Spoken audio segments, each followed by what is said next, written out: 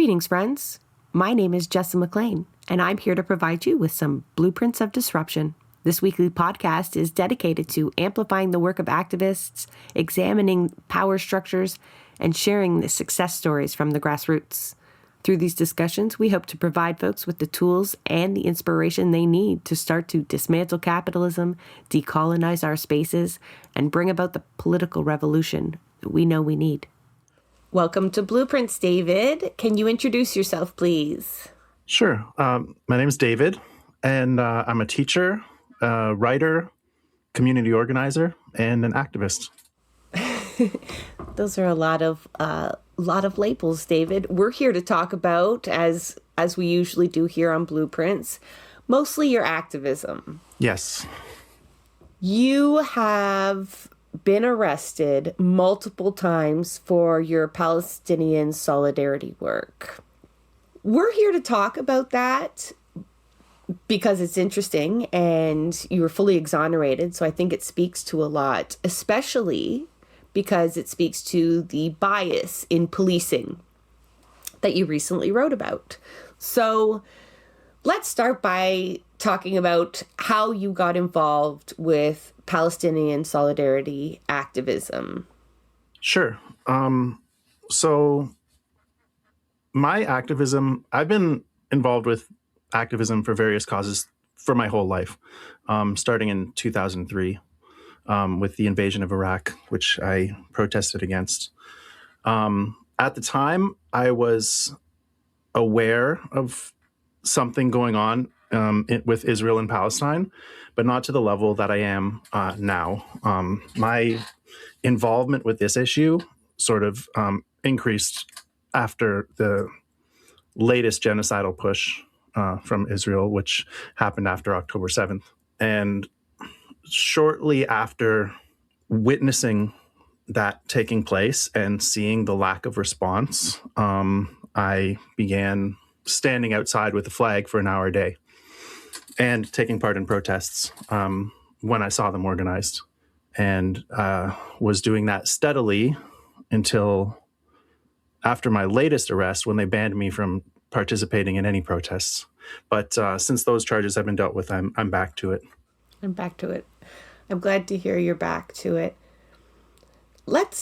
Your arrests, we'll kind of go through them because they each kind of tell their own story, and I need to hear about that public mischief charge as well, and how police are trying to justify some of these arrests. So, but I think in order to explain it, same with the episode that we had, maybe I think 2 weeks ago, folks can go back to the Noisemaker with Dina Sharif, where we feel you get the sense that she was targeted by police and arrested over and over again on bullshit charges because of the style of activism. Not that it justifies it, but it explains the targeting of police where, you've got a dozen protesters in front of you. How do you pick which one to pick up? Why is the same one being picked up for, especially in your case where the charges are not credible whatsoever?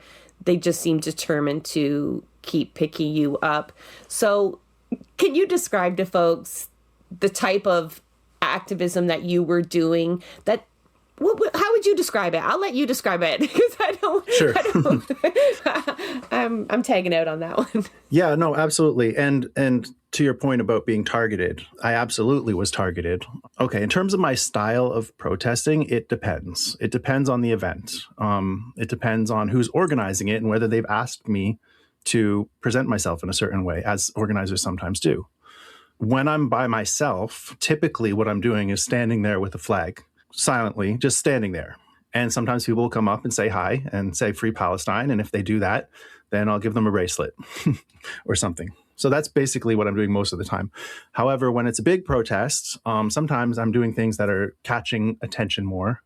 I can tell you at one protest at which I was arrested, which was the Hands Off Lebanon protest, somebody actually went up to me, a fellow activist, and said, "Hey, watch out.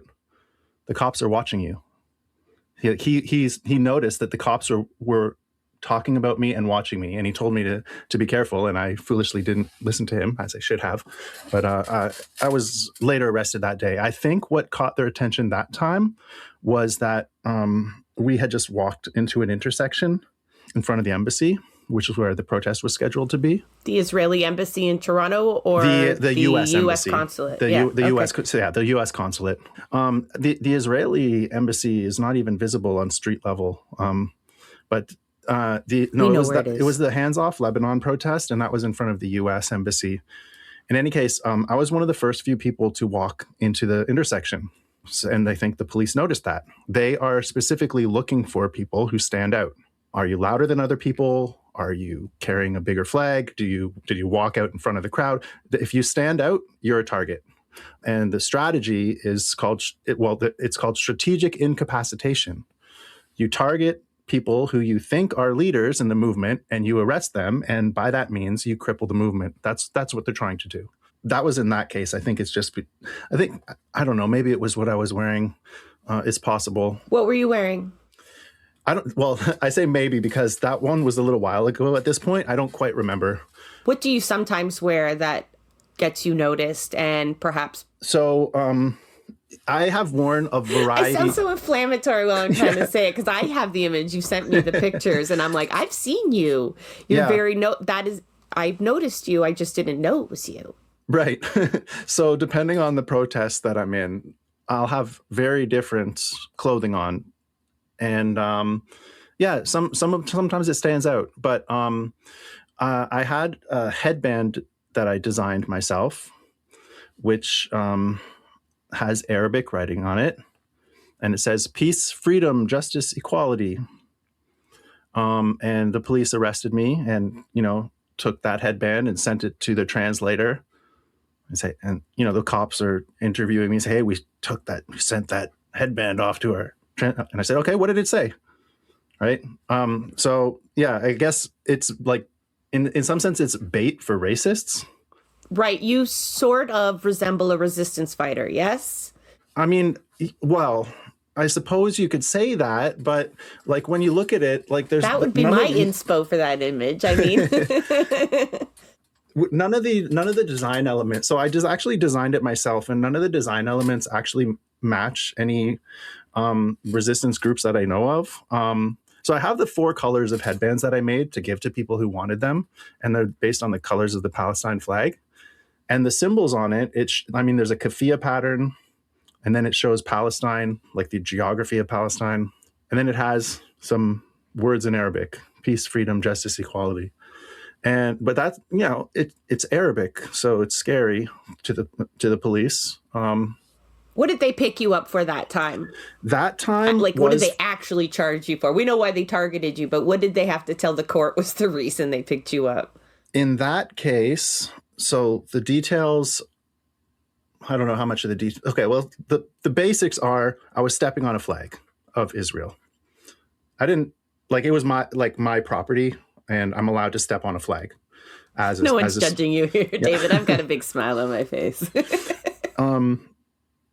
Not everyone is equally happy to see an Israel flag being stepped on.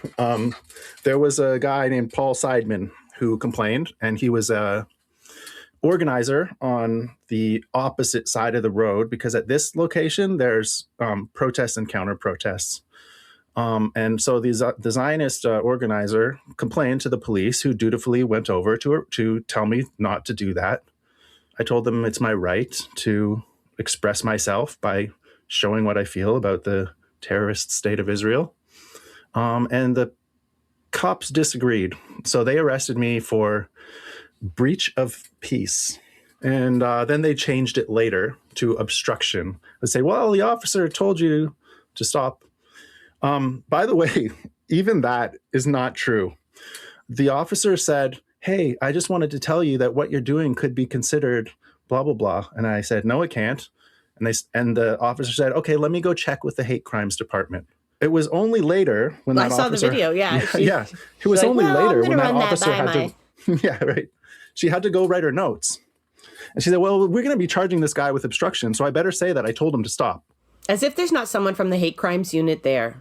Well, they did want to talk to their tech guy for reasons that we later found out, because they coordinate their arrests with their tech guy, or tech person who works apparently in coordination with this Leviathan account to determine who they're arresting, which is another detail that was revealed through disclosure.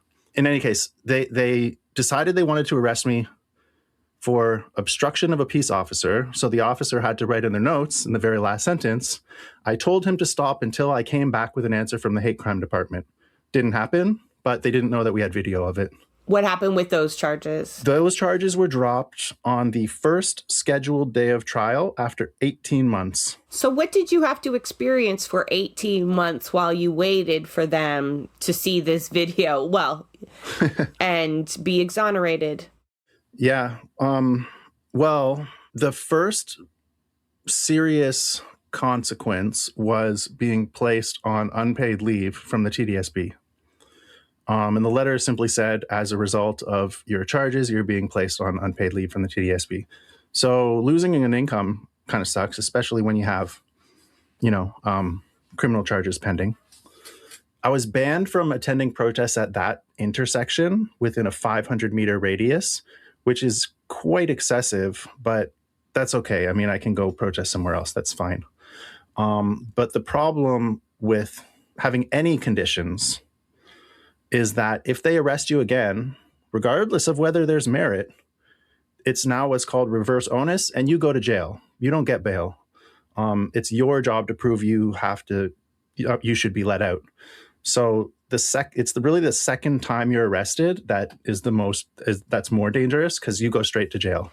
And if folks listen to Dina's story, you will know this is absolutely true. She spent the bulk of her time, of the 340 odd days that she was incarcerated pending trial, was because of a second arrest, which was bullshit. But it did allow the courts to keep her behind bars pending her trial. So did it change? So before we get to your the next arrest, did this change how you approached going out to protest, other than avoiding that particular neighborhood? That's hard to say. Were you more subdued? I definitely, after my last arrest, not just I can't afford to get arrested again. And also I don't want to, upset people in my life who would be affected by that too. 'Cause it's not just me, there's other people who are affected by that. So I can make any number of sacrifices for myself, but I can't make that for other people. Right. So that is part of the calculus. I do understand that.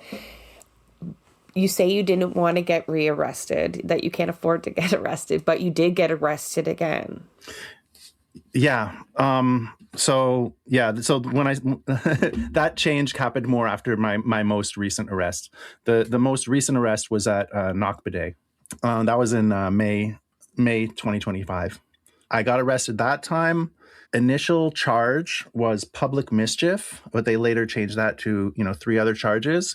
And at that time, I spent 3 or 4 days in jail before getting bail, which involved a residential surety and a ban from protesting. So for a year, I wasn't allowed to do any protesting. That's how long it took to bring your charges to trial? Yeah. So let's talk about that arrest, Nakba Day in Toronto. I've read some of the transcripts, and I mean, when you first described it to me, I'll be honest, I'm just kind of shaking my head going okay, the cops are watching you. Mm-hmm. You have gotten in trouble for stepping on a flag, mm-hmm, and kind of public displays of outrage. Yes. Mm-hmm. All justified. But, and then you describe that you have a costume sword, a prop, mm-hmm, wooden, mm-hmm, is it wooden? That's what the transcript said. Wooden sword. And I'm thinking, Well, this doesn't sound like someone. What would your lawyer think, David? But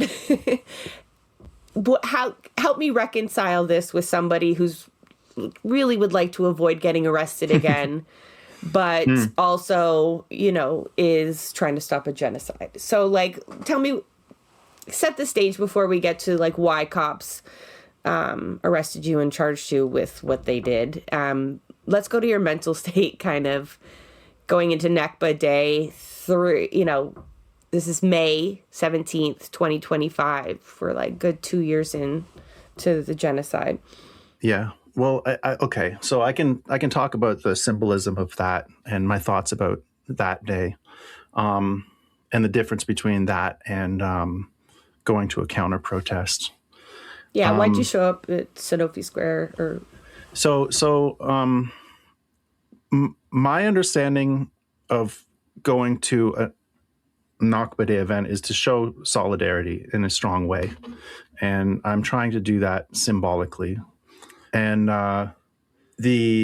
so you asked if it was wood or plastic. It was both. It was composite. It was like half bamboo and half plastic. And it said on it, don't expect justice, be justice, which it's a meaningful quote to me. It acknowledges that we live in a broken world and it's our collective responsibility to fix it. And there was also, I mean, it had other design elements that I thought were cool. Like it had a watermelon handle, but it was, a Palestine themed plastic sword as part of my expressive attire that I was wearing. And part of the motivation from it was also seeing that there was this connection being drawn in social media between samurai who give up their lives for a cause and martyrs in Palestine. So that connection was already being drawn. So to symbolically present that, in the way of something that people can look at and think about, I think that's a powerful way to communicate through symbols. I think a lot of the time it's very easy to ignore a sign or a flag, especially if you've seen it before or if you've seen that slogan before. But if something makes you pause and think, and it has more staying power and it can be more effective, the audience I was communicating with, it's a memorial event. I'm not expecting to see any Zionists there. They shouldn't be there. I'm expecting to see allies and people standing in solidarity. And that's what there was. I mean, I got there and I had pleasant, friendly conversations with with several people right up until the point that the police came over and arrested me. All 56 of the officers they sent to do it. When you say of making a statement, I think of Spider-Man. This Spider-Man character that accompanies Toronto Pali Solidarity protests sometimes, infamously got atop the Mount Sinai canopy, and that was weaponized against us. But mostly, it's something. Oh, I don't blame that person for it being weaponized against us. It's more of a funny moment of how ridiculous, how far they'll reach for straws, to demonstrate how anti-Semitic Palestinian liberation must be. But I understand that. And so I'm trying to understand, because I would have been worried about your safety, because I'm reading the transcript. I know you're okay. I know the outcome, but I'm thinking these are fucking cops that are trigger happy. They're already got their back up, right? Did you not worry for your safety? Or did you really think it was no one's going to believe this is a real sword? Yeah. Mostly the second. Mostly, okay, I could say this. I can admit when I'm wrong. I massively, massively underestimated how ignorant cops are. And some of that stuff came out in the trial. So we did have a trial for this case. But so first of all, there was a complaint. Somebody did complain, call 911 when they saw me on a subway.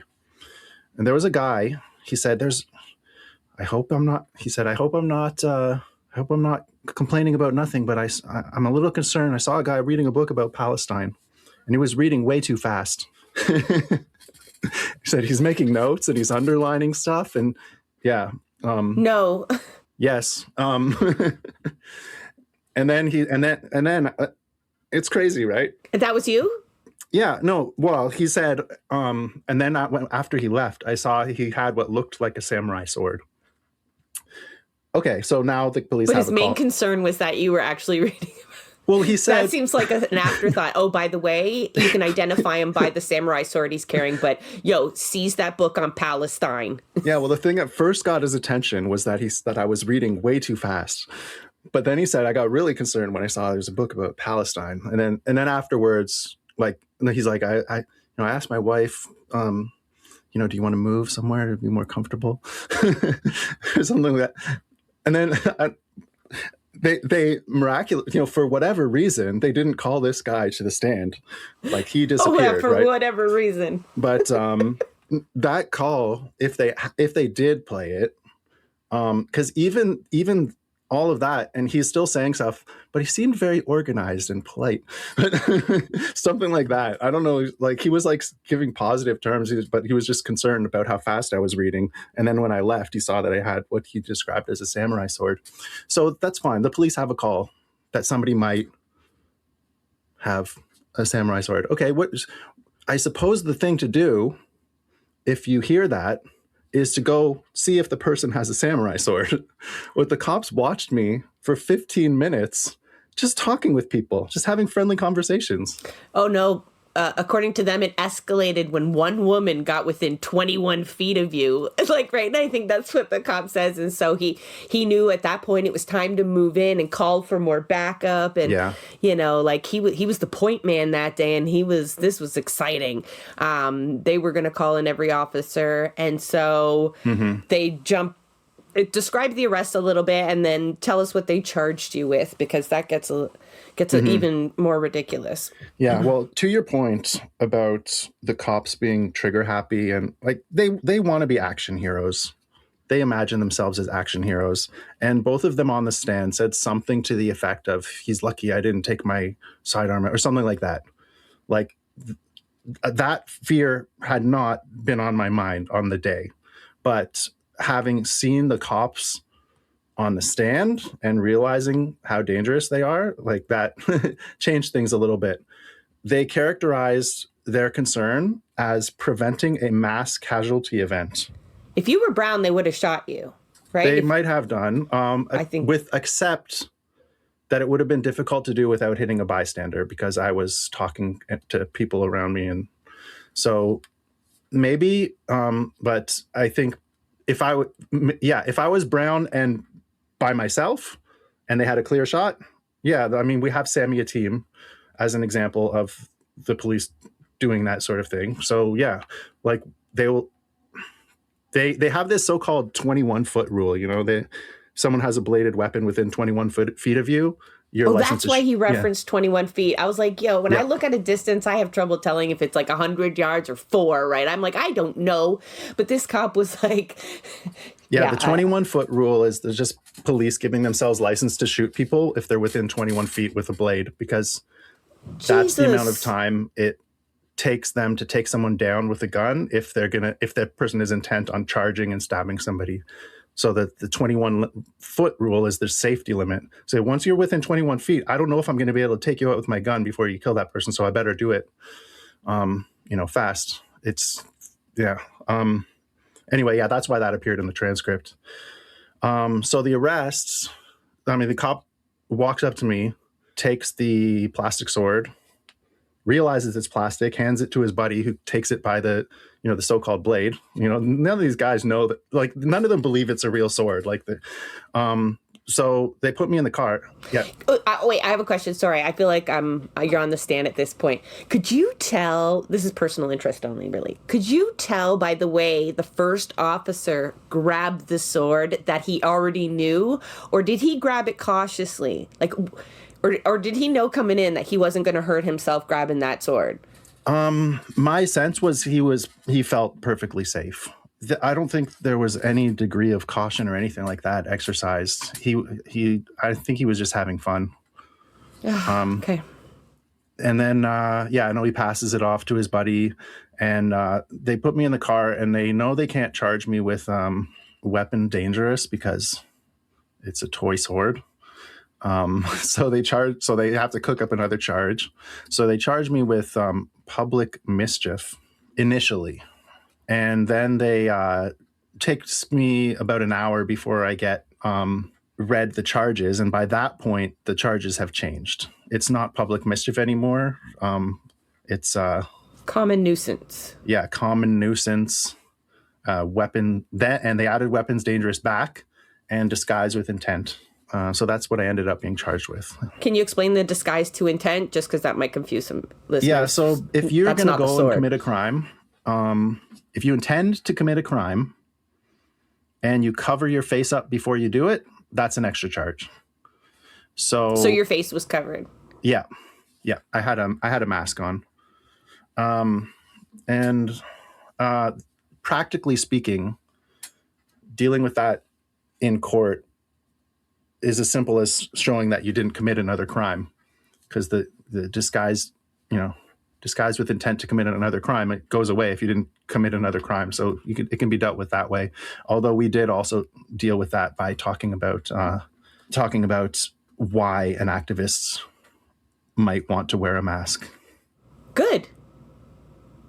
I think that's important because it's kind of like worked into the law from something else, right? And the idea of like bank robbers, right? Pulling a ski mask over their face and going in and avoiding security cameras. But like when what they do with facial recognition, and we dealing with a pandemic on top of it, like there's many legal reasons with no criminal motive whatsoever to cover your face. So I'm glad, the attorneys went at that, because I'm like, sometimes those stupid crimes, they do stick, right? And then adding that extra charge on it is like gravy for the crown. So fighting it both ways is probably important for folks. But because you got to sit through trial, sometimes we don't get to hear the reasoning, right? They throw charges out and they don't have to defend them sometimes, right? Just drop them before you get to court. But you got to hear what their reasoning was behind the public mischief, or rather the common nuisance. So was it their argument that you went out intending to draw police resources or frighten people? Like, what did they argue your nuisance was intended to be, or your intended crime? I can't say that I feel confident articulating the Crown's position in a way that's coherent. Even after hearing it. Yeah. Okay. And I don't know.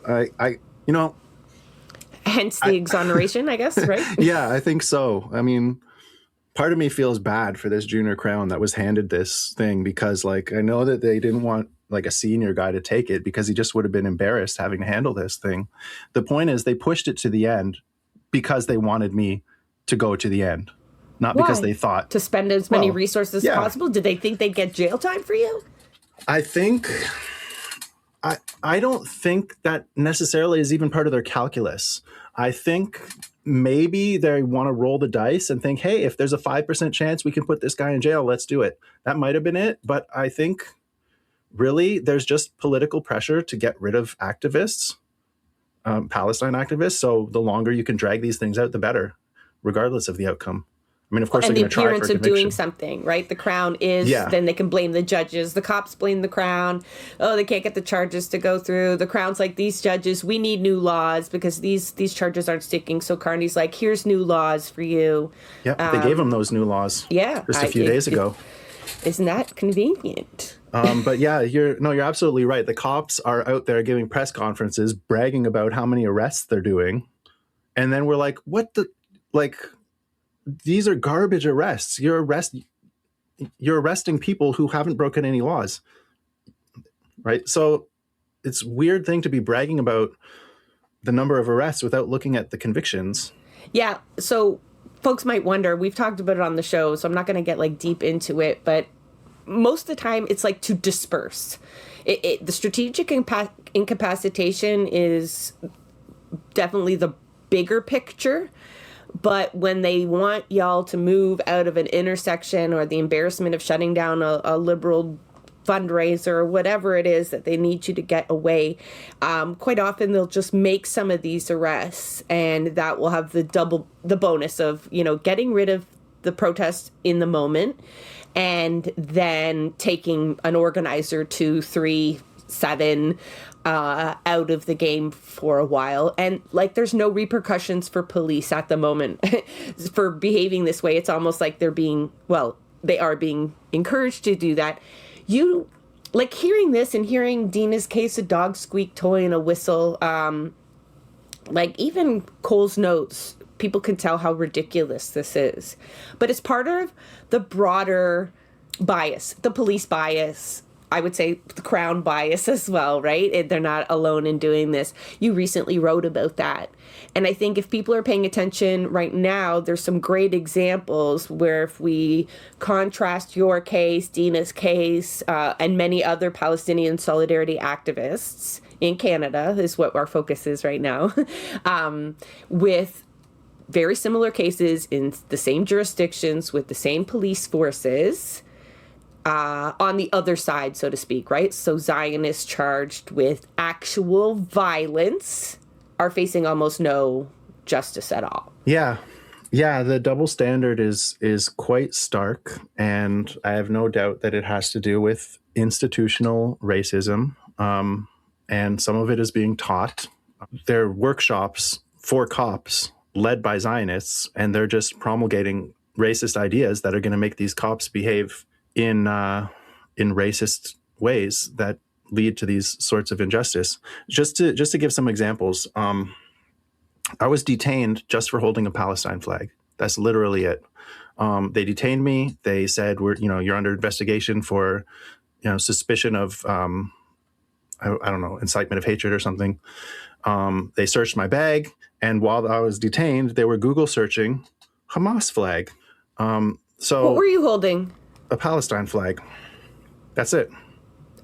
That's they what I had. didn't know the difference between a Hamas flag and a Palestine flag. Exactly right. And these are the cops that are expected to prevent racism, but they're so busy perpetrating it. And in another case, when I was arrested for after stepping on the Israel flag, one of the cops wrote in their notes, "Stepping on Jews flag." So these cops are so ignorant that they're, I would say, incompetent to do this job.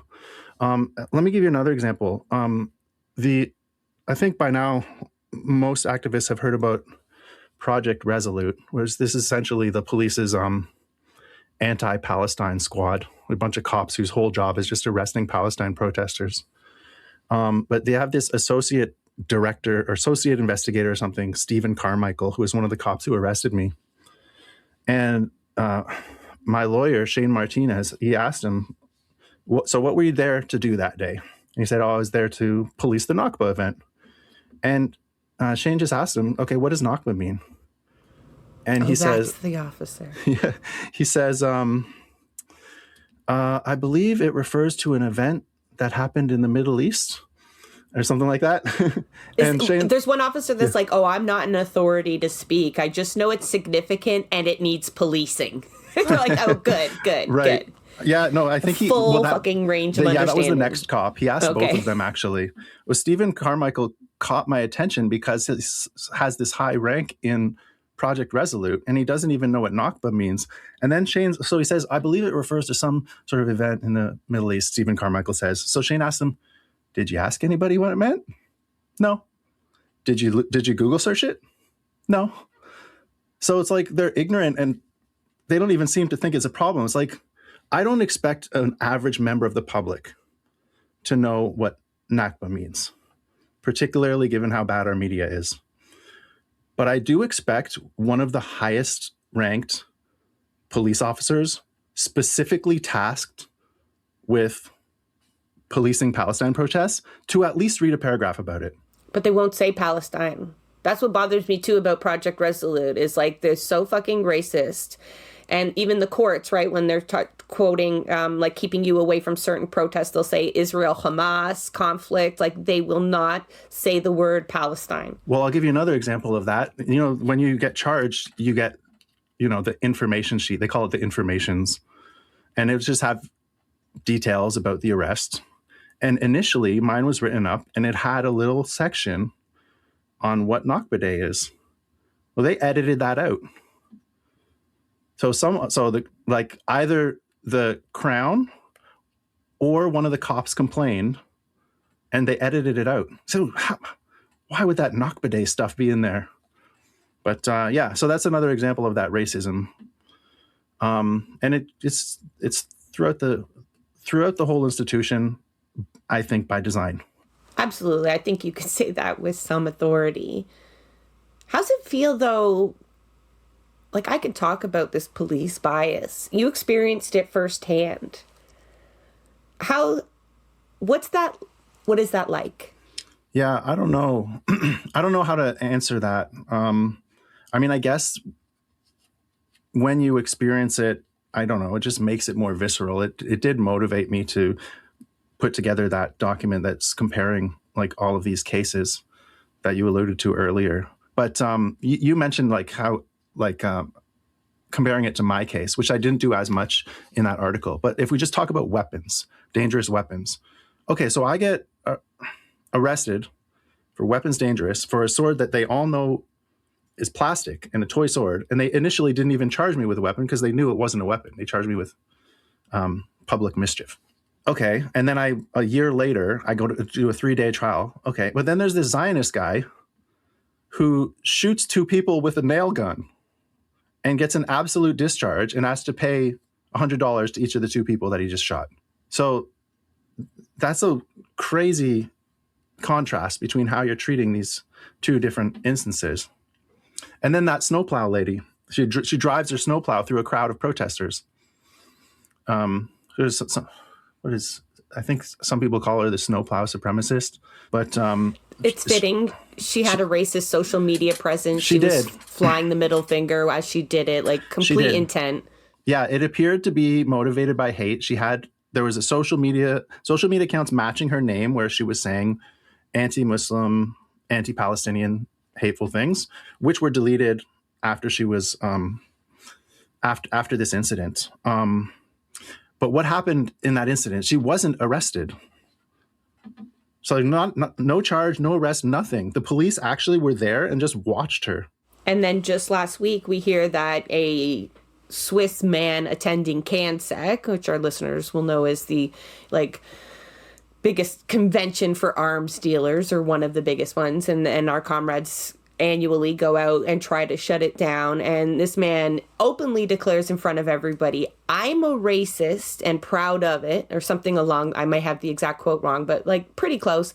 And then punches a hijabi woman, like a woman with a hijab, a visibly Muslim woman, and is, again, similar to the nail gun case, is given a discharge with a larger, but 5,000, I think, victim surcharge. Yeah, I think they increased that because he didn't show up to court.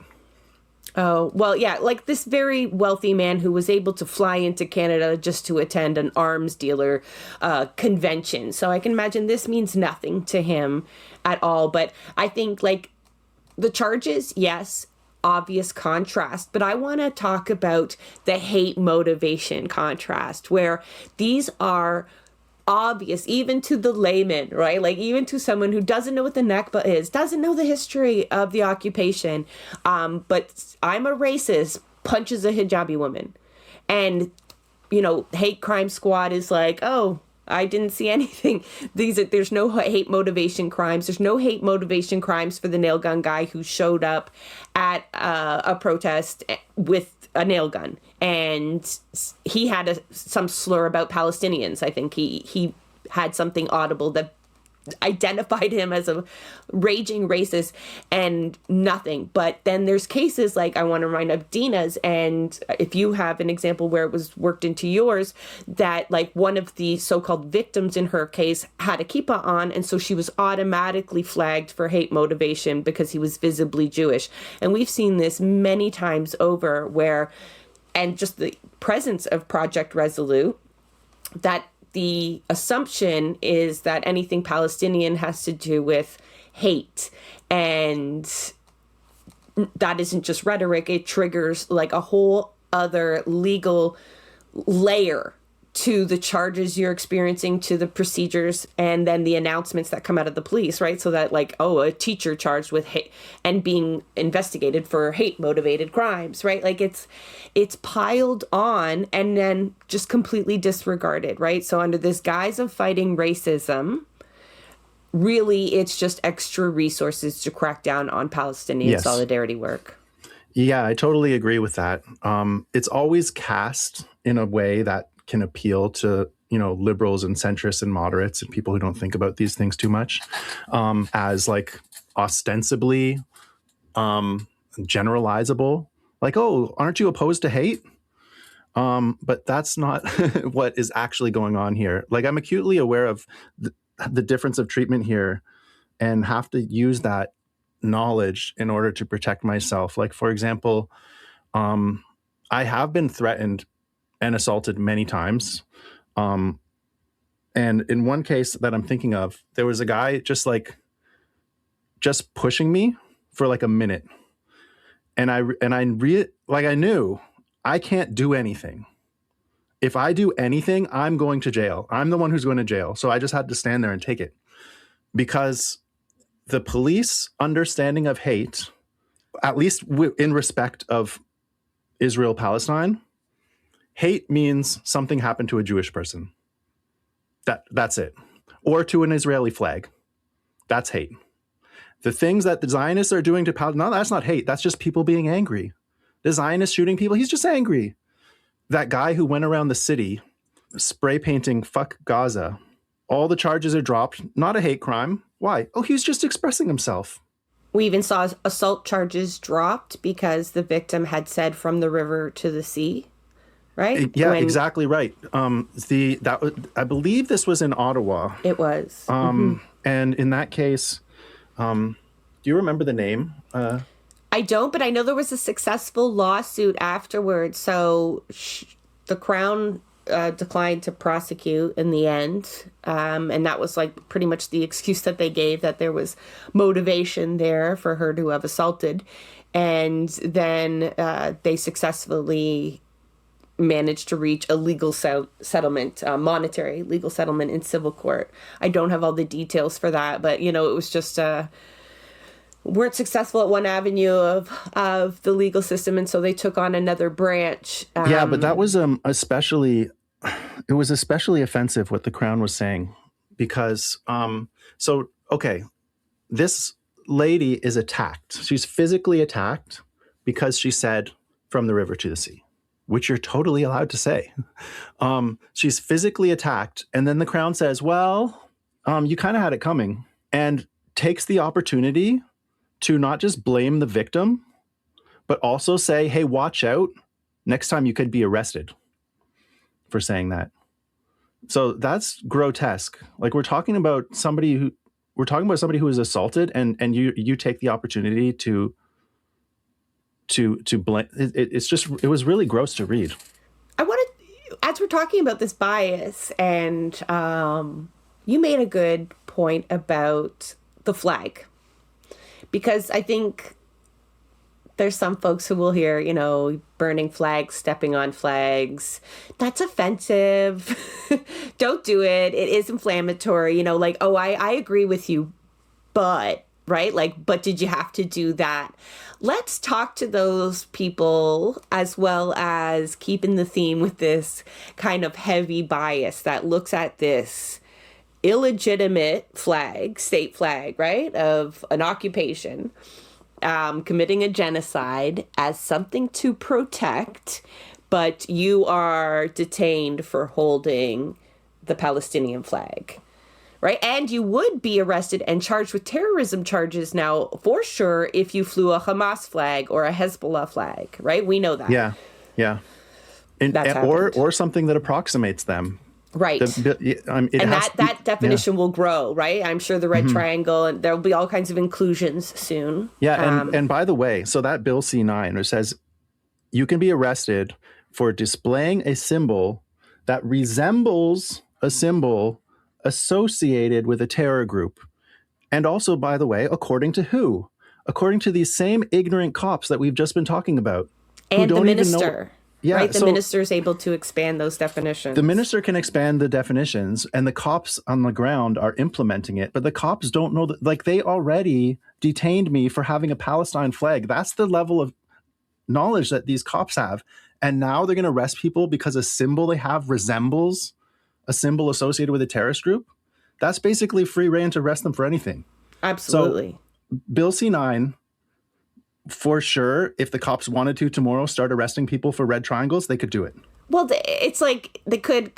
They're arresting people for putting fake paint on the road. They're arresting people for blowing a whistle and putting pieces of paper and taping them to windows. And I spoke to an activist a couple days ago. They were arrested for walking the wrong way on a sidewalk. Wait, so the cops said, have I been walking the wrong way on the sidewalk my whole life? I mean, they wanted to arrest somebody, right? And the cop said, "Hey, don't walk that way." He said, "Well, I'm leaving the protest. I'm going home now." And the cop arrested them. Catch a release or charges? Charges. Obstruction.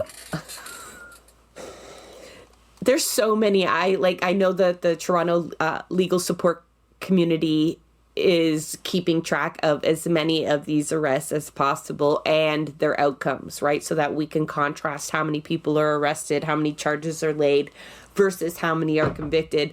And I'll link the last report that they issued to this episode, but it's astonishing. It's clear over arresting, overstepping boundaries, and nobody's checking them. We had guests remind us that, in fact, the mayor of Toronto, our favorite, Olivia Chow, that's all sarcasm in case people didn't catch that, when asked about this obvious problem, she saw it as a problem of the Crown's. That, well, they're not doing a good enough job then prosecuting these cases. Maybe we need different laws. So you have a few different levels of government parroting this. Oh, well, we just need stronger laws. And then magically the Liberals come in and they're like, here you go. We'll try to make it a little bit easier for you to get some of these convictions, or at least give cops a little bit more breathing room to arrest even more seemingly innocuous tactics. So that makes me think of, I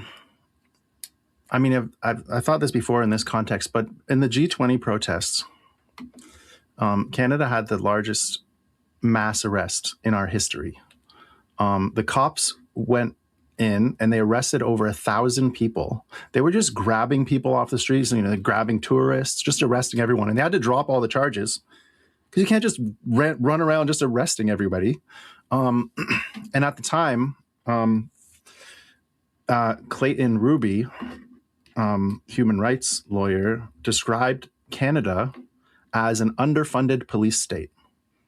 He said, there's no culture of respect for the Constitution among the cops, and there's no mechanism to keep them accountable. The only reason we don't have a police state right now is because the cops don't have enough funding. And that's what we saw when they got the funding for G20. And that's what we see on the streets with the Palestine protests when the police are told to attack them and given the funds to do it. And every year, right, those budgets increase almost without much resistance on these city councils who are, again, up for re-election. People might want to keep that in mind. But, we missed going over the flag. I was trying to feed you into that discussion. Yeah. Well, you were talking about how inflammatory it is to burn the flag, and it is, isn't it? I mean, that's the point. Yeah. But what about that flag, right? Like that flag, you made a very good argument, right? Whereas if you flew a Nazi flag or even the Hamas flag, but surely how many people look at the Israeli flag and it gives how do you feel when you see one, David? Yeah. So, okay. I try to I try to illustrate this concept to people by thinking about, let's just say we have a truth and reconciliation, event, and we get together and we're talking about the residential schools and we're talking about all these horrible crimes that Canada did. And then a bunch of jackasses in the back stand up and start waving Canada flags and shouting about how great Canada is. In that context, the Canadian flag, whatever it might mean in other contexts, in that context is a hate symbol. And in the context of a genocide, for people to go out and march and proudly wave that flag, that's a hate march. I see a hate march. There should be, if to the extent that you identify with Israel, that is your, how you think of yourself, that's where you grew up, however your connection is, in the context of the present genocide, that expression of your identity is appropriately manifested as shame, not pride. But even outside the context of the genocide, it is the symbol of an illegal occupation, right? That is based on ethno-supremacy. Absolutely. So we can say that for the entire history of Israel, this flag has represented oppression that is most acutely felt by, the people who are directly subjected to it. And I wouldn't deny the right of those people to express how they feel about their oppressor by denigrating that flag, right? And from my point of view, it is not simply about saying, I support Palestine. I also oppose injustice, and I oppose genocide, and I oppose apartheid.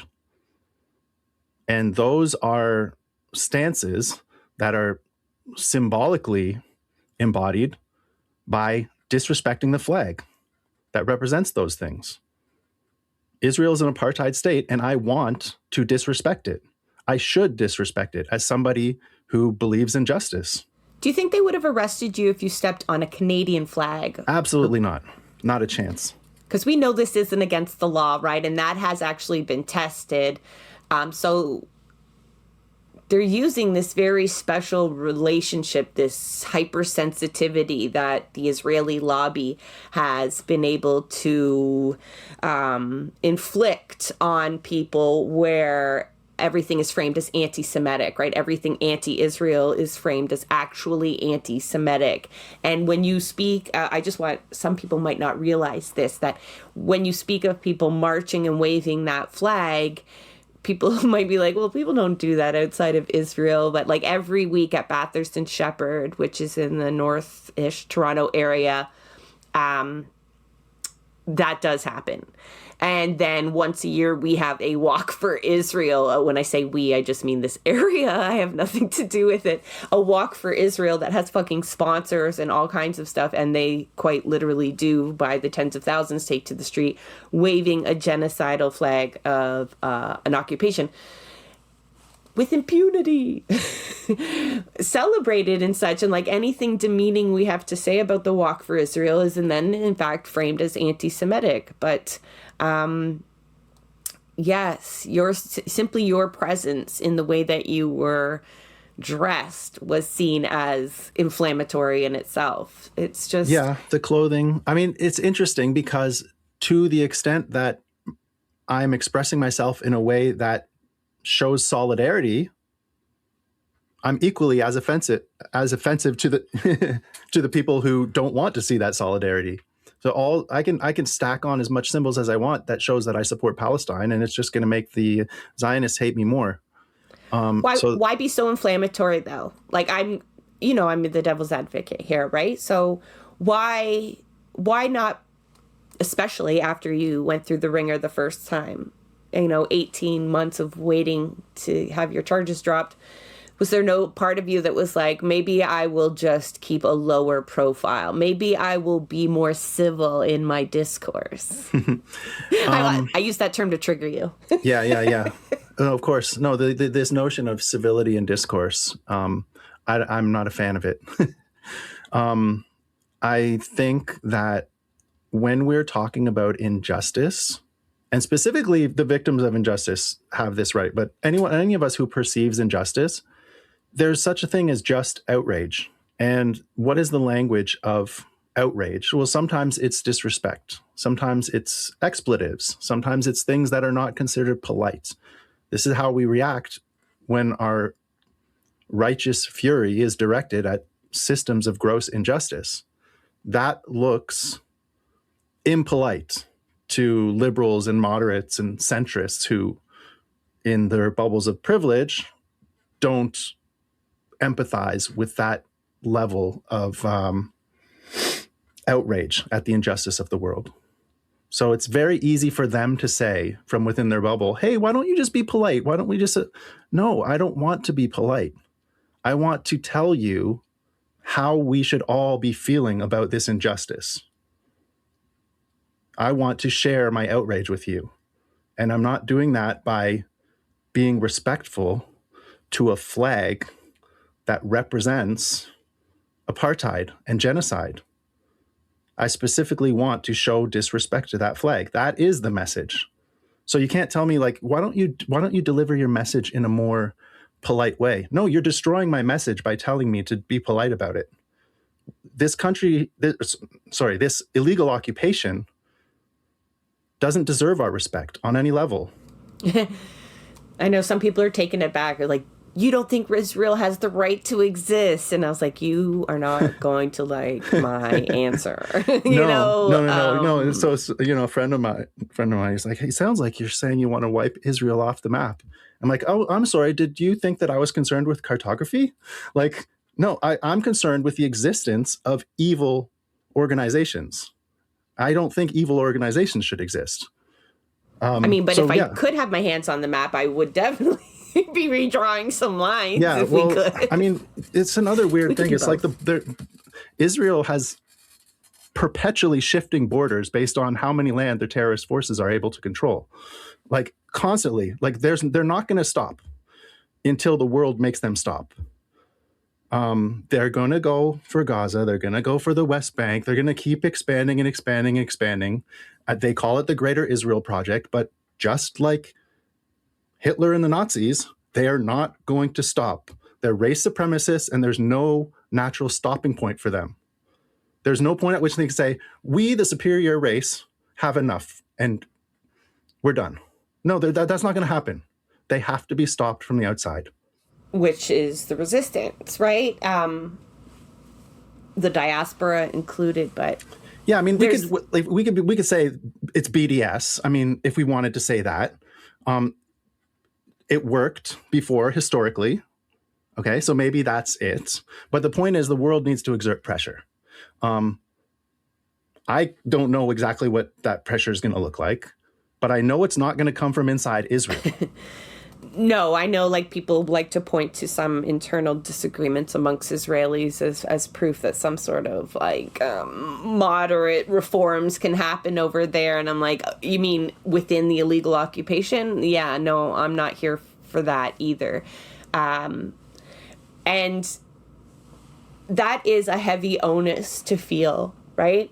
That it's got to come from the outside. And when we say the outside, we mean us, right? Every one of us, and then putting pressures on the powerful, whatever we think that looks like. Here on Blueprints, we say that is a complete diversity of tactics, right? BDS is included, but standing on street corners with a flag, handing out bracelets is also included. Holding teach-ins is included, and it's a real range. So I understand why folks are finding different ways to do it and to express their outrage. Let's talk about, though, how knowing what you know, right? Knowing this heavy police bias and what likely awaits you next time you go out and what's awaiting your comrades as you go out. And we talked about this, and we talked about this with Dina even before we record. It's like we want to be able to tell these stories of over-policing and, incarceration, political prisoners is really what we folks end up being. We want to do it without, making celebrities out of single individuals because we want to talk about Palestine. Right. But we also want to do it in ways where we remain hopeful. as much as we can, or at least persevere. We don't want to tell these stories to be like, okay, maybe don't go out there stepping on flags. Like, that's not, we don't want that to the end message to be. So when we started talking, you said, you know, you were originally banned from protest after your last arrest, but since you were fully exonerated of all of those charges, you're back at it. Do you want to talk about, though, like, was there any kind of internal hurdle that you had to or still have to go through when you show up on scene? What, like, do you question what you might be wearing? Do you question how you might behave there? Or what do you have to do to keep going, even though with all of this hanging on you? Mm-hmm. Well, there's a lot of big questions there, but starting from the end, from the last question, yes, absolutely. I'm being mindful of what I'm wearing, and I am making decisions not to have certain things.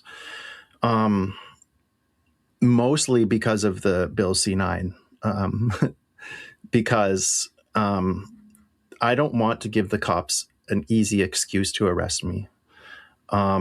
So that's a bit of a, I mean, personally, I feel it like a deep offense. Like we're living in a fascist state, and we don't have free expression, and what I'm allowed to say is being limited. But for strategic reasons, I'm aware that they're going to arrest me if I have this item on me. So I'm just gonna make that strategic choice when I go out, which maybe is not such a hopeful answer, but I'm aware that, like, we have to make these decisions as activists about risk management, and you know, what actually is the risk we're being exposed to? What risk am I, you know, willing to expose myself to? What do I hope to get out of it? In this present context, I can do most of what I want to do in terms of the public-facing activism, just on the street type of stuff. I can do most of that stuff while still having to make some tough decisions. Like a lot of the, you know, I mentioned before, I give stuff out, necklaces, bracelets. I have a lot of these items that I can't give out now.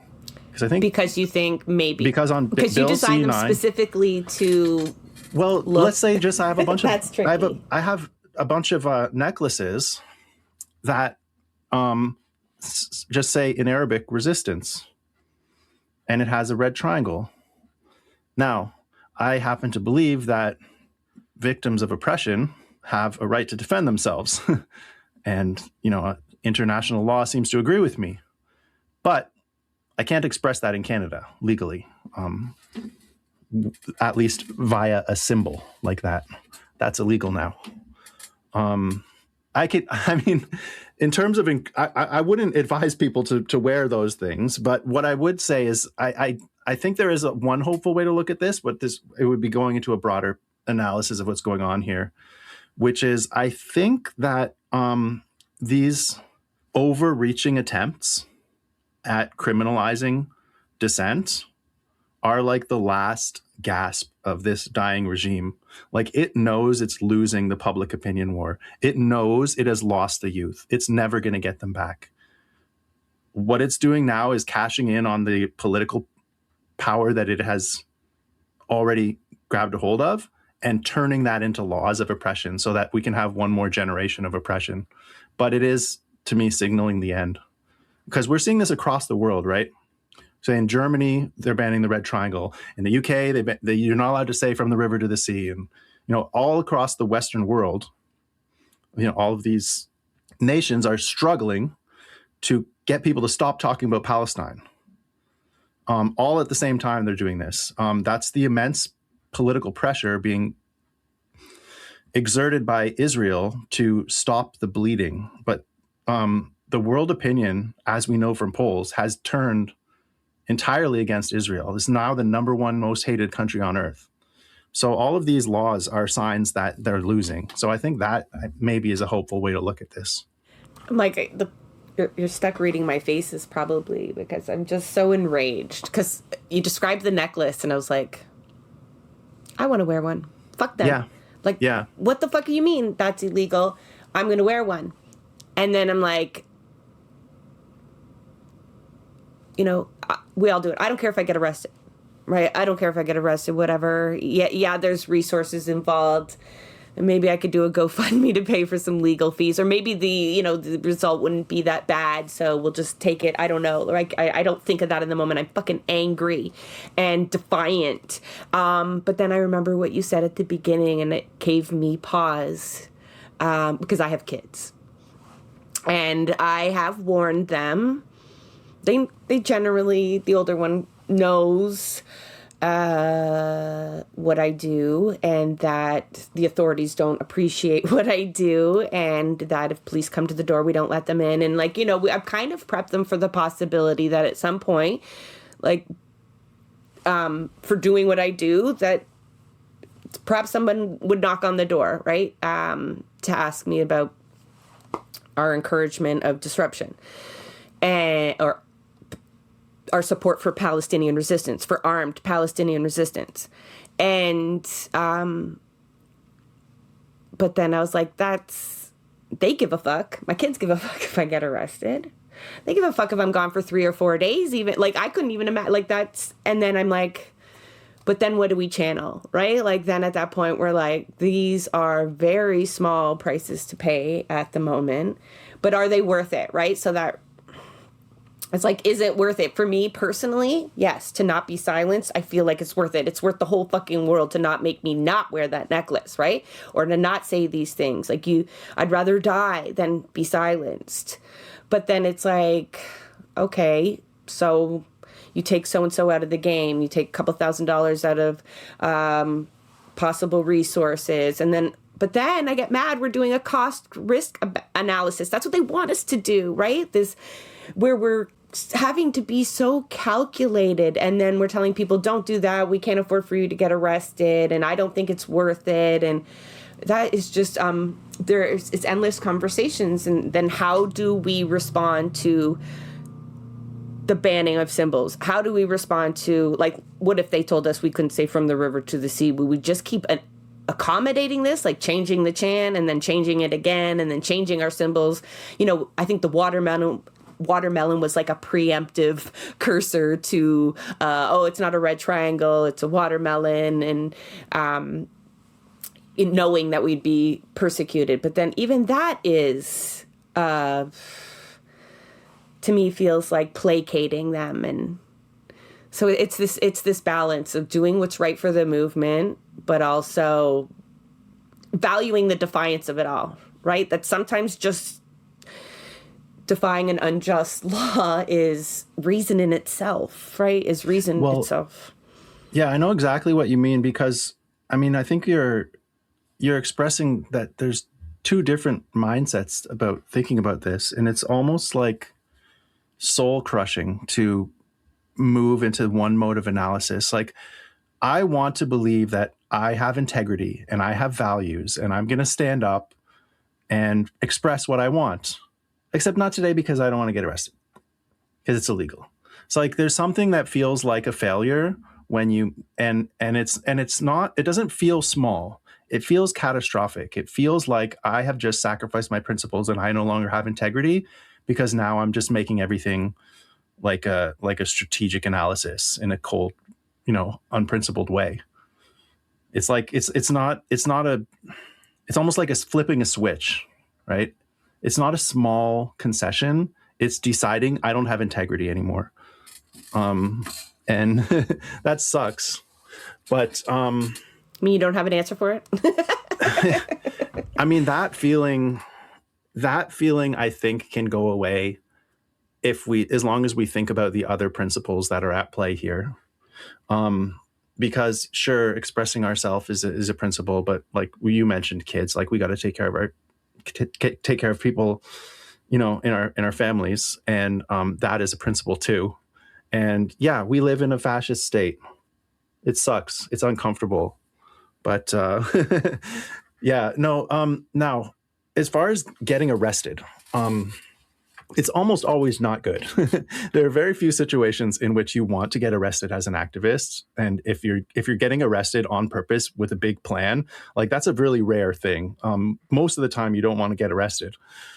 However, that being said, if they have a set amount of resources, economic resources, to devote to attacking protesters, I'm not super upset in retrospect that they spent over $1 million on me rather than other people who might not have had the same support network to be able to withstand that.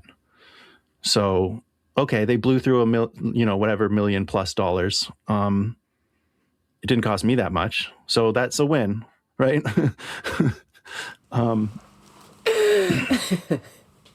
You're expensive.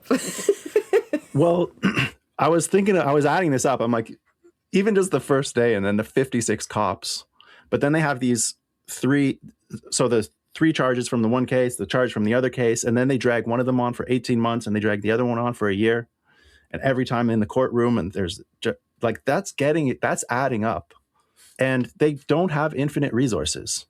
And at a certain point, their decision. Now, here's a problem, because I think, okay, maybe they're going to stop arresting the Palestine protesters because they're spending so much. But really, the resources are not coming from when they're drawing extra resources. What the cases that they're dropping, the things that they're ignoring are, domestic violence, right?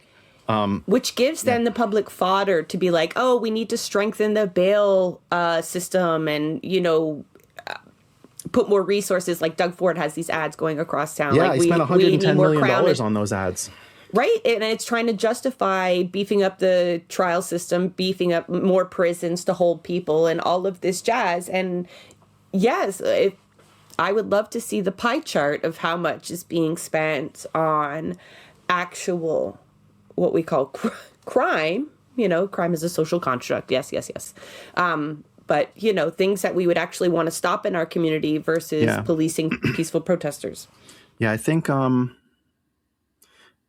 if they have the resources, they sent 56 cops to arrest me. 55 of those cops, even if they had to send one to check to make sure that I was, peaceful, still 55 cops they could have sent to all of those, DV or SA cases that they're ignoring. Right. The cops have priorities, and they don't care about some crimes at all. And they will tell victims, oh, we don't have the resources, but they do. They're spending them on suppressing protests. They just don't care about, they don't care about domestic violence. They don't care about SA. They care about suppressing speech. So all of these ads that we need more prison time. No, you need the cops to actually go after the things that they say they don't have resources for. I've got an interview in the can, so I don't know if the audience has heard it at this point that they're listening to this, but it's with Keith McHenry, and he's the co-founder of Food Not Bombs. And he talks about the use of arrests. So I don't want to spoil it for everybody, but at some point they found it a strategic move to encourage people to come get arrested. So because it was for feeding homeless people, right? So how ridiculous could it be? And the publicized, like the way, they were able to get traction in the media with that because of its ridiculousness, right? Like if more people heard Dina's story, I think more people would be motivated to look at what's happening in the bias of policing. Same with your story, right? When you finally unpack it, you're like, what do you mean 56 cops showed up for a costume? And then they didn't drop the issue. It is so ridiculous and that's why we tell these individual cases as well, because they were able to grow their ranks at Food Not Bombs. Because people saw this and it was like, fascism unmasked for them.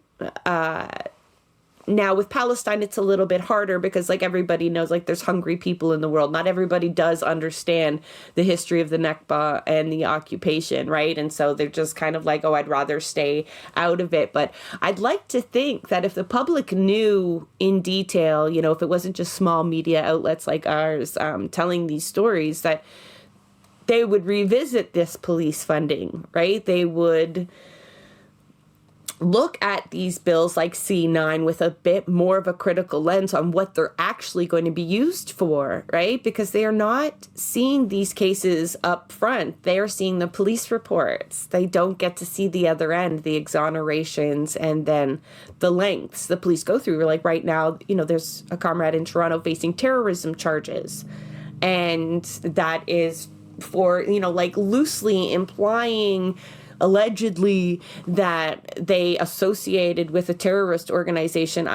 We don't know all the details because all we have is what the police announcement was and then a publication ban.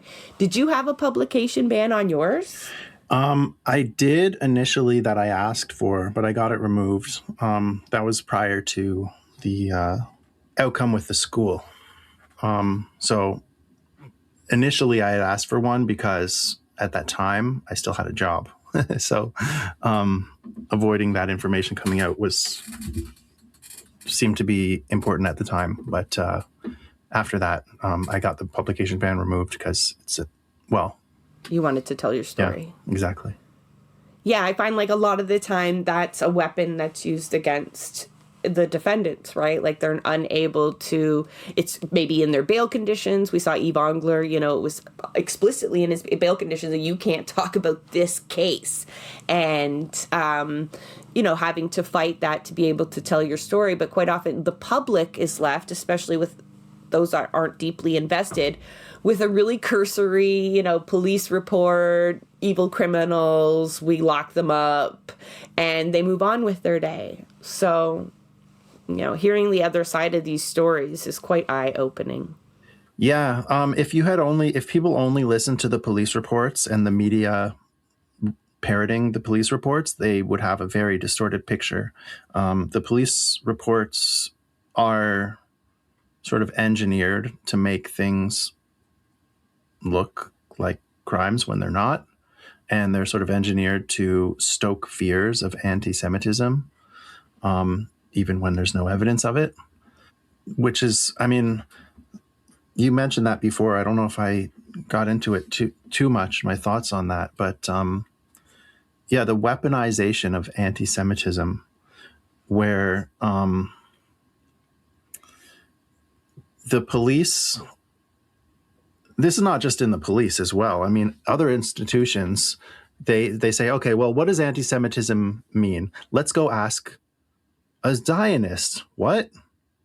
Why? Why would you ask a Zionist?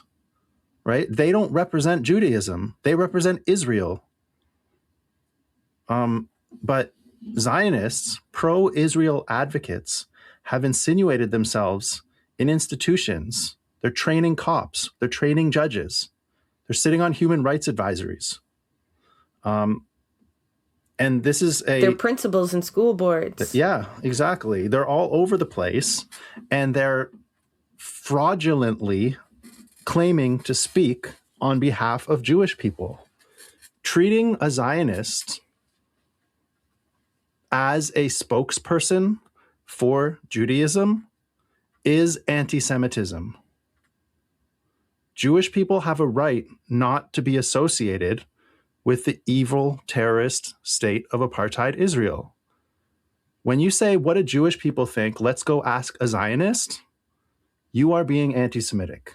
Sorry. In fact, the CBC just recently acknowledged as much when they had to issue a correction where they had claimed that the Jewish community felt a certain way about something and then had to acknowledge that, in fact, they only spoke to Israeli lobbyists and could not make that assertion and then had to then, fully explain that it is a mosaic of a community that can't be represented by one singular voice, and that they would not make that mistake again, which, when we're searching for victories, was a bit of a victory in the national broadcaster to say that they would no longer allow those lobbyists to make the claim so publicly, right? Because it's not challenged in mainstream media when they say that we are representing the Jewish community, because that's also an uncomfortable thing for a reporter to be like, how do you?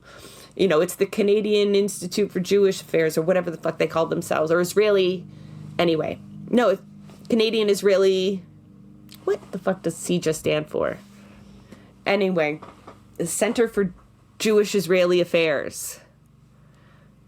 Right? So it's like, yeah, they're able, with the names of their institutions and the standing that they have in the community, they're able to make these assertions, right, with very little challenge back. So, yeah, like, I think there's movement. There's movement happening in how the public is viewing these arrests, how they're viewing the occupation, and it makes a lot of this work worthwhile.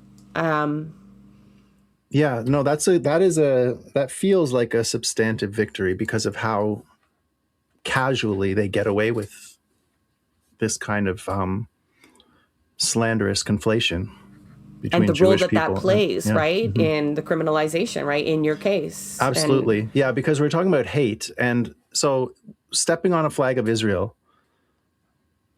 the cop has to go ask another department if that counts as hate. That's weird. How does that make any sense at all? Well, it makes sense if you define hate as disrespecting Israel and you go ask some, Zionist trained cop who doesn't describe it as an Israel flag, or they describe it as a Jew's flag. Well, yeah, okay. Maybe then you could call it hate if you're ignorant and racist. But if you actually want to assess hate, you need to look at motivation and intention, not the color of the flag that you're stepping on.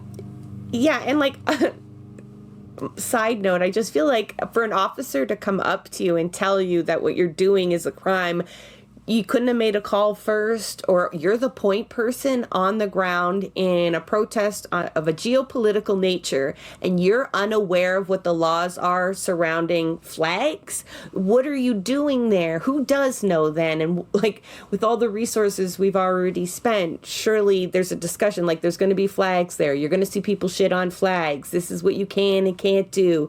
And it's my understanding from all the people that we've spoken to, the lawyers, the legal community, the activists, that they are given instructions to find a reason at some point, like get an arrest, disperse the protest, we'll figure it out later, or not, right? Let the Crown play with these charges after, see which ones they can use, which ones they can't use, see which players are worth going after, which ones we can turn CI, and, and then we can all go home for the day.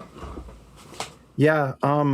So to that point, on that day, somewhere among the notes of one of the officers, they're trying to figure out who to arrest. Somebody wrote, "Someone will be arrested today," underlined. Not like that guy's breaking the law, but someone will be arrested. That's a quota. Okay. So, you look for who stands out. Oh, there's a guy stepping on a flag. Okay, we'll arrest that guy. Yeah. Yeah, that's trying to understand like the police behavior, right? Because when it started happening, it was like overpasses, right? They were charging people for being on the road, and like these charges just were not sticking, and just like, why are you folks keep doing this? You're starting to look silly. And it's like, no, it's a larger pattern. Here's what's happening. And it makes sense if you're a police officer, right? If we're because some people try to find logic in it to believe it, and it doesn't need to make sense from your perspective. But if you do want to understand it, we've laid it out for you a little bit, because it's hard to make sense of like, why are you spending so many public resources on people who aren't even criminals, and then it's like, why does the state of Canada cares so much about silencing Palestinian solidarity activists. And it's like, well, because we're also an apartheid genocidal state, and we've got vested interest in the capital project that is Israel as well. And so, like, it's more and more questions. Those are other episodes. I'll link them. We've had those discussions. But, when you talk to people who aren't, I call them laymen, just people who've checked out, they're like, why? That doesn't make any sense. Why would they do that? And yeah, it's strategic incapacitation, but also, our police state beefing themselves up, because then they can go and be like, we're out of money. We spent all our money arresting David, and, please, sir, can I have some more when the budget comes up? And yeah, hopefully people are highlighting where this money is actually being spent, because I know a lot of people are highlighting the fact that crime rates are down, but police spending is continuing to be up. This is a trend that's been happening for years, largely unchecked. So, yeah. In terms of the pattern of the police behavior in the arresting person, I 1 week after my charges were dropped, I saw a video of them doing the same thing to someone else. They go up to somebody, tell them, hey, that could be considered hate. And either they stop doing what they're doing, or you, as a cop, arrest them and charge them with obstruction of a police officer. So that's a strategy that they use. They Any haven't been advice punished for it yet. Pardon? No, they won't be punished. There's different ways that we can try. Oh, but I mean civilly. I mean, there hasn't been retribution through any mechanism of justice. I don't expect the police to police themselves. No, they're being trained deliberately to do this. I know. Yeah, no, I get you. And there's so few avenues for that in Canada to, there's been so few success stories rather than for folks suing police officers. Yeah.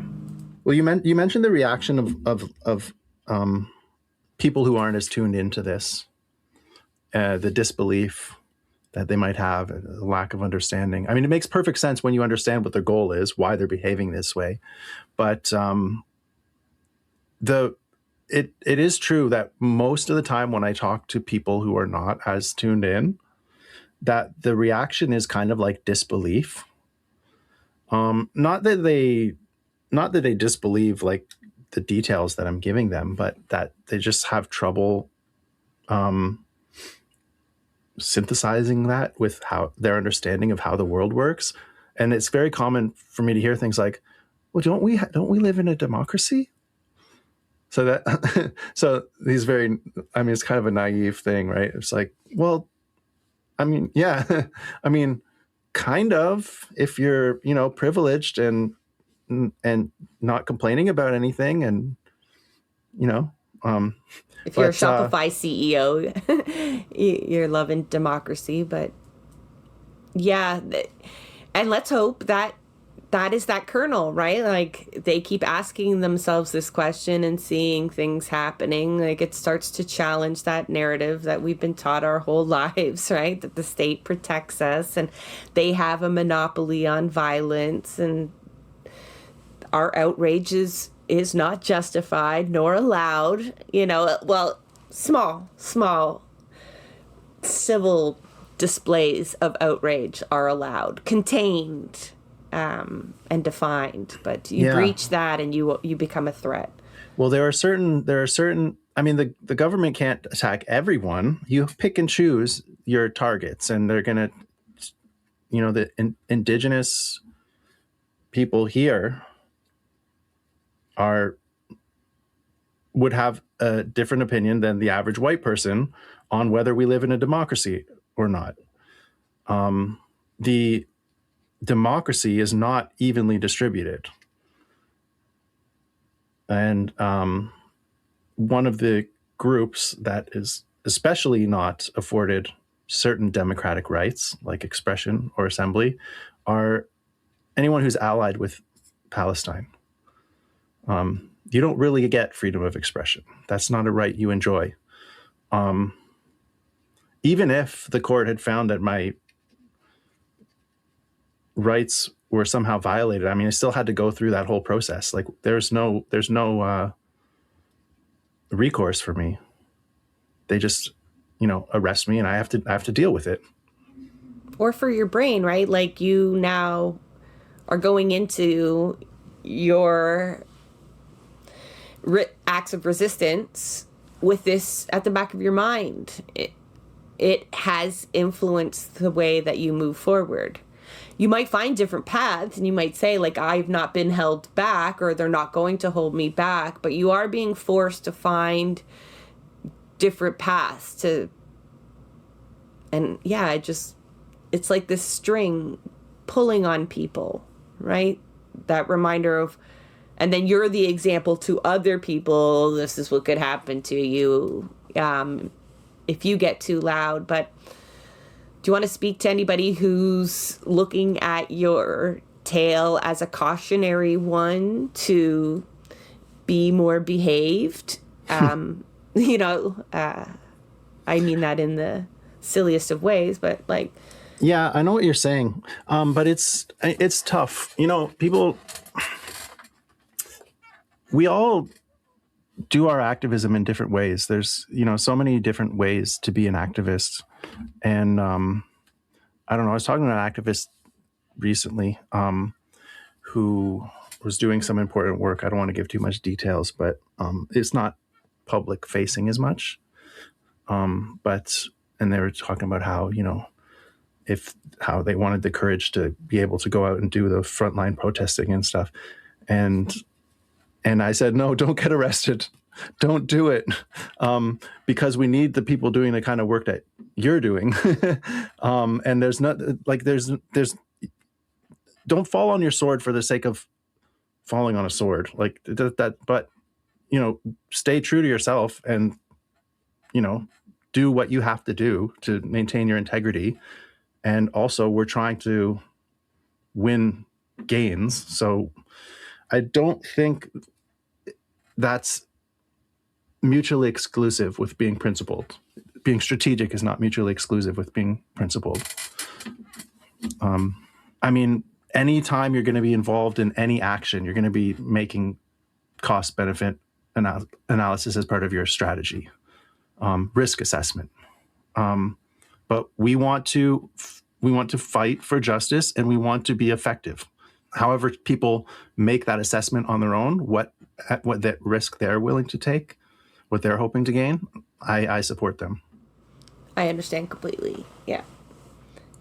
And we have always done that risk assessment. That's just becoming a little bit more difficult to do with the ever-changing behavior of the police. But I think we can look at that as a positive as well. And same with the public perception. I think we used to be very, very worried how some things were perceived. From the river to the sea wasn't welcome at every march, right? Some people would temper certain things, but I think when it becomes apparent that you'll likely, like, someone will be arrested, right? So you could check yourself, you could be quiet, but the reality is, even if none of you are breaking the law, you're all just exercising your rights. The reality is someone will be arrested that day. And so let that free you a little bit in terms of worry. And, if we check all these boxes, then and we go down to the square, no one's going to get arrested. Like, yes, it's scary. You can't guarantee that anymore. But then also, why stress out so much about it then if someone's literally going to be picked up for standing there with the Palestinian flag? Be prepared for that, right? Know what jail support's going to look like. Have the resources focused on getting movement lawyers ready to fight these challenges in court. Because I think, like, also thinking that we can be strategic enough to not get any arrests is just not possible. Like, even just judging by, like, the communications you're seeing by police, where it would have been anything and everything. Like, this obstruction kind of trap that they're using is something you could apply to almost any circumstance, right? Like, oh, you're blocking the sidewalk. Like, no, you're not. But they just said you were. And so, it's compliance or bust. And, yeah, finding that balance is tricky. But from a force that where you can't predict their behavior, I mean, don't be too hard on yourself if you come out of it under arrest, even though you tried absolutely everything, because, you know, that was the game plan from the beginning. It's not necessarily a failure of organizers or that David was just being too inflammatory. It was part of the plan. Yeah, well, the police want to have a chilling effect. I mean, that's part of what they're doing. So we wouldn't be doing ourselves any favors if we contributed to that chilling effect. We want to recognize the ways that we can combat that. And yeah, if they can arrest you for anything, then I guess you have to recognize that if you're going to be at a protest, you got to be ready to get arrested. And I suppose that could be an entire episode on its own on what to expect and you know, risk mitigation and how to support your allies when that happens. And we did do one, so I will link that as well. It was on jail support and the community legal clinic, where they have learned over especially the last 3 years, ways to combat the tactics of police and the Crown, where they try to isolate folks who have been arrested and they try to drain them financially. And so the support systems are in place already, ideally for you to onboard new arrestees, you know. And I know that there's a similar community in Ottawa that does that kind of work, and London has a decent network from what I'm seeing as well. And so that's part of the learning that we're doing as community activists is, you know, to prepare for these or the inevitability of arrests, right? Especially with Bill C9. So maybe we'll pull more lawyers in to talk about the bill, but it's very difficult because you're just trying to, at this point, anticipate how the state will use it. We'll probably have to see, like the bubble law. We're still waiting to see like how that will be weaponized in a myriad of ways. But David, I really do appreciate you, you know, sharing your story and being a little bit vulnerable by talking about your arrest. And I'm sorry that this happened to you. I'm glad that you were exonerated. I don't doubt that you're still probably facing heightened levels of scrutiny. You know, they don't just stop targeting people. So, no, it's okay. I rather that it would happen to me than somebody who would not have the supports in place. And also mentally, like the doxing and stuff, like I don't mind it, whatever. Like, I think it's good to have enemies, right? Johnny Cash has this quote. He says, it's good to know who hates you, and it's good to be hated by the right people. And yeah, no, when I see these despicable monsters coming out in the comments doxing, I feel like I'm doing something right. So it's very encouraging. So if I'm targeted by that, great. Like, they got to direct their energy somewhere, those mobs. So they might as well direct it at me. That's fine. So yeah, don't worry about me. I'm okay. yeah, like